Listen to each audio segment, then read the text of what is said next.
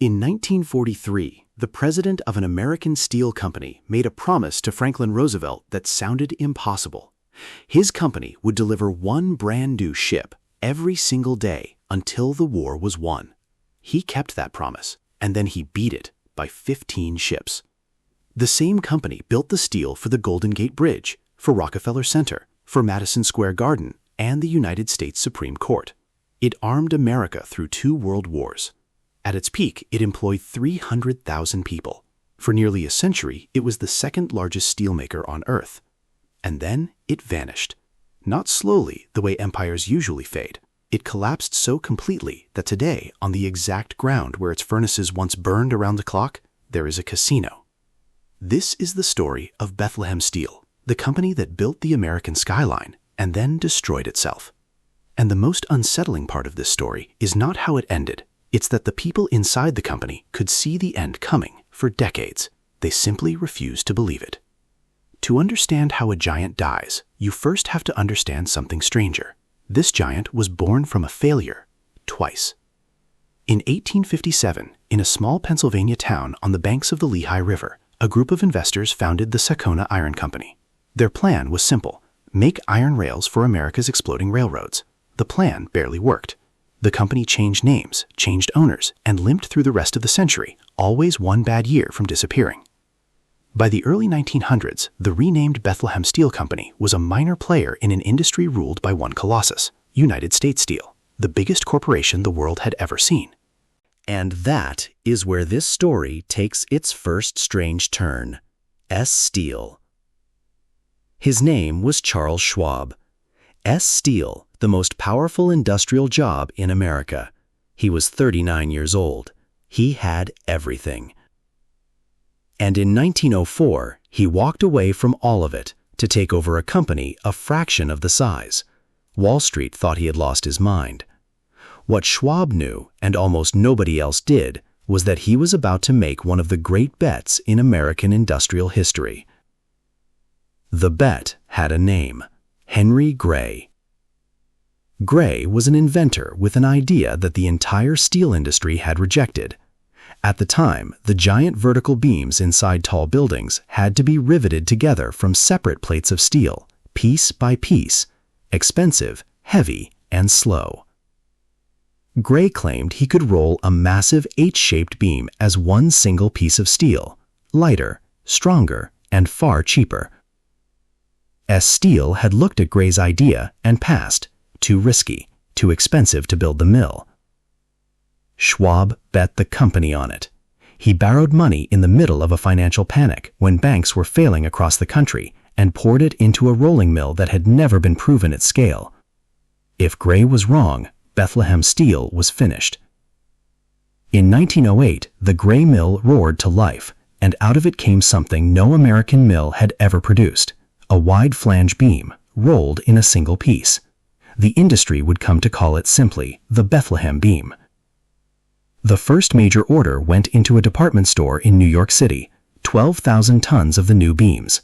The building went up faster and cheaper than anyone expected. Architects noticed, engineers noticed, and then all at once, everyone noticed. Because Schwab hadn't just built a better beam. He had accidentally invented the economics of the skyscraper. Suddenly, buildings could climb higher than ever before, at a cost that actually made sense. Through the 1910s, the 20s, the 30s, American cities began to grow vertically, and an enormous share of that steel skeleton came from one town in Pennsylvania: Rockefeller Center, Madison Square Garden, the Supreme Court of the United States, and out on the West Coast, rising through the fog of the Pacific, the towers of the Golden Gate Bridge. The next time you see the skyline of an American city, understand what you're really looking at. You're looking at Bethlehem. But structural steel was only half of Schwab's plan. The other half floated. In 1913, Bethlehem bought a shipyard in Quincy, Massachusetts, and began quietly assembling one of the largest shipbuilding operations on the planet. The timing was almost frightening. 1 year later, Europe went to war. Orders flooded in: armor plate, artillery, shells, submarines, ships. By the end of the First World War, the scrappy company from the Lehigh Valley had become one of the largest arms makers on Earth, and Schwab's gamble had turned into an empire. Through the 20s, Bethlehem swallowed competitors, acquired mines and mills, and grew into the undisputed number 2 of American steel. Then came the Depression, and then something far bigger. And this is where Bethlehem Steel stopped being a company and became something closer to a weapon. When America entered the Second World War, the government needed ships on a scale no nation had ever attempted. Bethlehem operated 15 shipyards, and into those yards poured an army of workers, machinists, welders, riveters, farm boys, teenagers, and for the first time, tens of thousands of women. In the small town of Hingham, Massachusetts, population 8,000, Bethlehem carved a shipyard out of 150 acres of empty land. Within 2 years, 23,000 people worked there, more workers than the town had residents. Some of them were boys too young to fight, building the destroyer escorts their older brothers would serve on. At the peak of the war, Bethlehem Steel employed roughly 300,000 people. 180,000 of them built ships. The company ranked 7th among all American corporations in the value of its war contracts. And in 1943, President Eugene Grace made his famous promise to Roosevelt: 1 ship every day. By the end of the war, Bethlehem's yards had delivered 1,121 ships, more than any other builder in the world, nearly 1/5 of the entire United States Navy. Grace had kept his word and beaten it by 15 ships. There is a strong argument that the Second World War was won in places like Bethlehem, Sparrows Point, and Quincy, long before it was won anywhere else. The men storming the beaches rode Bethlehem Steel to get there. When the war ended, the company stood at an altitude few businesses in history have ever reached. And this is the moment where our story should end happily. The heroes won, the empire was secure. Instead, this is the exact moment the disease began. Because nothing is more dangerous to a giant than the belief that it cannot fall. The 1950s were Bethlehem's golden age. The company was producing over 20 million tons of steel a year. Its flagship plant stretched for 4.5 miles along the Lehigh River. In steel towns across America, a job at Bethlehem meant something close to a guarantee: good wages, a pension, health care for life. Fathers brought in sons, who brought in their sons. People didn't call it Bethlehem Steel, they just called it the Steel. And at the top of the company, life was very, very good. In 1958, Bethlehem's president was the single highest-paid executive in the United States of America. Not the highest paid in steel, the highest paid, period. The company maintained executive dining rooms, country club memberships, a culture of privilege that became legendary even by the standards of the era. Years later, Bethlehem would build itself a new headquarters, a 21-story tower, the tallest building in the entire region, shaped like a cross. Designed, it was said, for one reason above all. A cross-shaped building has more corners, and more corners meant more corner offices. Remember that tower. We'll return to it at the very end of this story, on the morning it took 16 seconds to disappear. Because while the executives were designing corner offices, something was happening on the other side of the world. Something Bethlehem's leadership had every opportunity to see, and chose not to. The same war that made Bethlehem rich had burned the steel industries of Germany and Japan to the ground. And through the 50s and 60s, those countries rebuilt. But here's the part that mattered. They didn't rebuild their old mills, they built brand new ones with a technology called continuous casting. Instead of pouring steel into ingots, letting them cool, reheating them, and rolling them down step by step, continuous casting turned liquid steel directly into finished shapes in one flowing process. Faster, cheaper, better. Bethlehem knew about continuous casting. Bethlehem even experimented with it. And then Bethlehem, flush with profits, protected by an ocean, decided it didn't really need it. Why rebuild your mills when you're already winning? In 1959, a bitter strike shut down American steel for 116 days. Desperate customers did something they had never done at scale. They picked up the phone and ordered foreign steel. And they discovered something that terrified the industry. The imported steel was good, and it was cheap. By 1965, for the first time in history, more than 10 million tons of foreign steel entered the United States in a single year. The door had opened. It would never close again. And then, in 1967, came the moment that should have set off every alarm in the company. New York was preparing to build the two tallest buildings on Earth, the World Trade Center, the largest structural steel contract of the age in Bethlehem's own backyard. In the Skyline, Bethlehem had practically invented. Bethlehem bid, and Bethlehem lost. The contracts went to smaller, hungrier competitors who did it for a fraction of the price. Think about what that meant.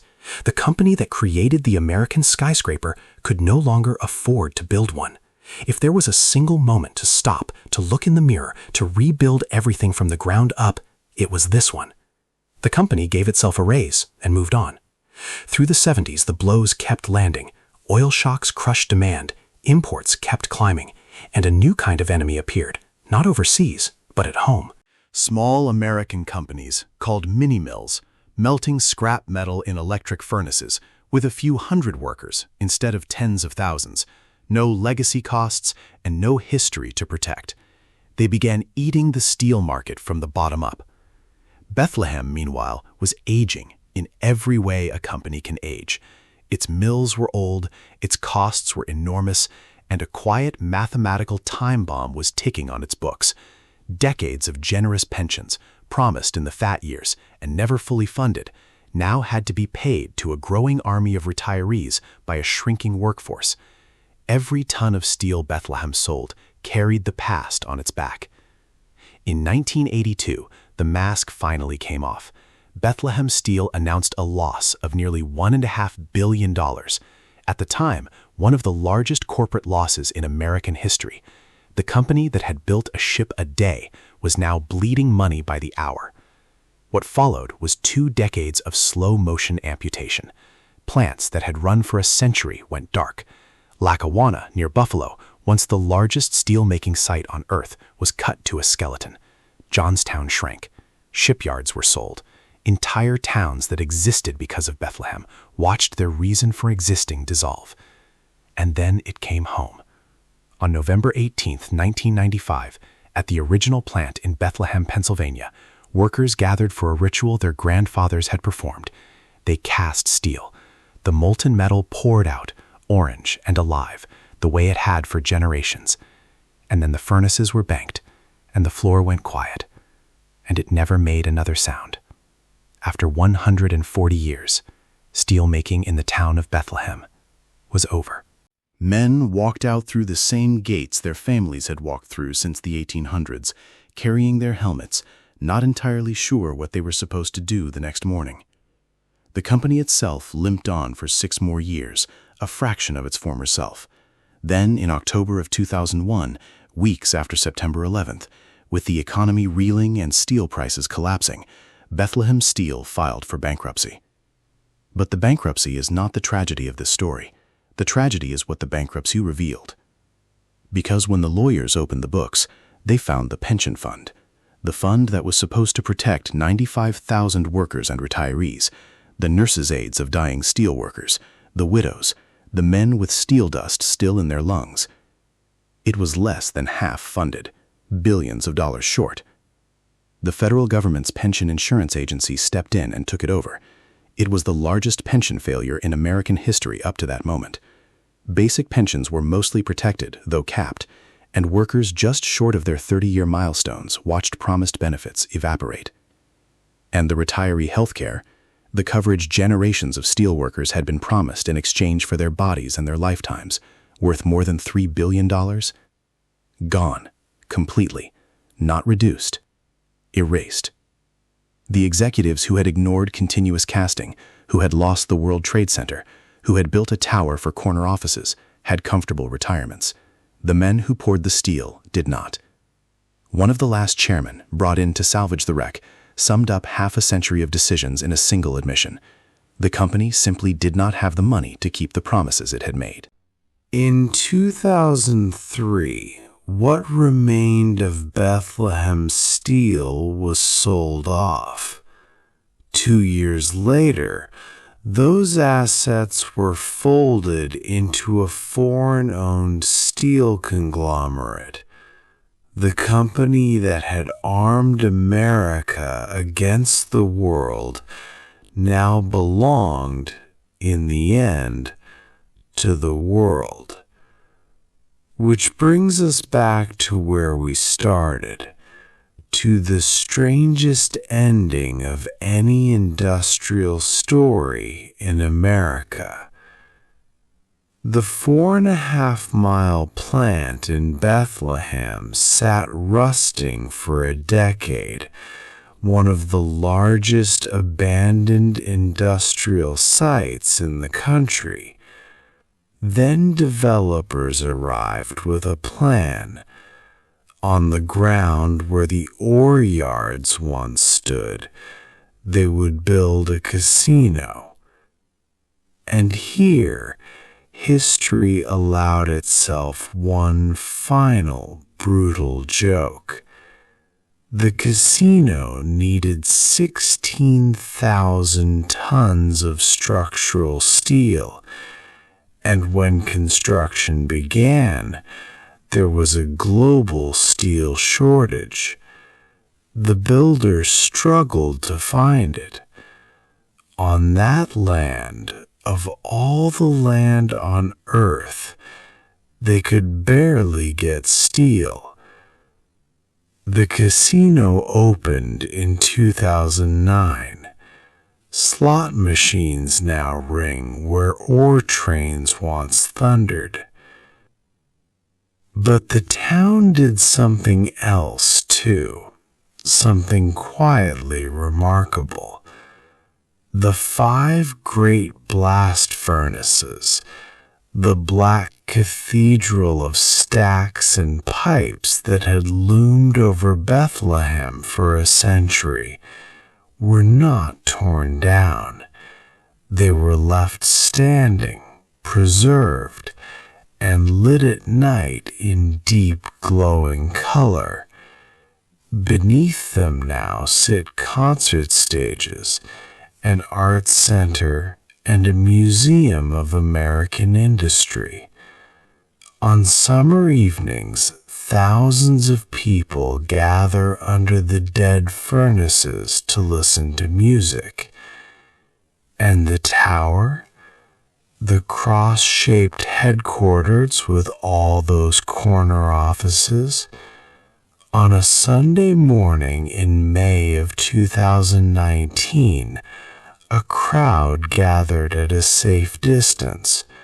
A horn sounded, and Martin Tower dropped into its own footprint in 16 seconds. The tallest monument to Bethlehem's arrogance became a cloud of dust, and then a flat, empty lot.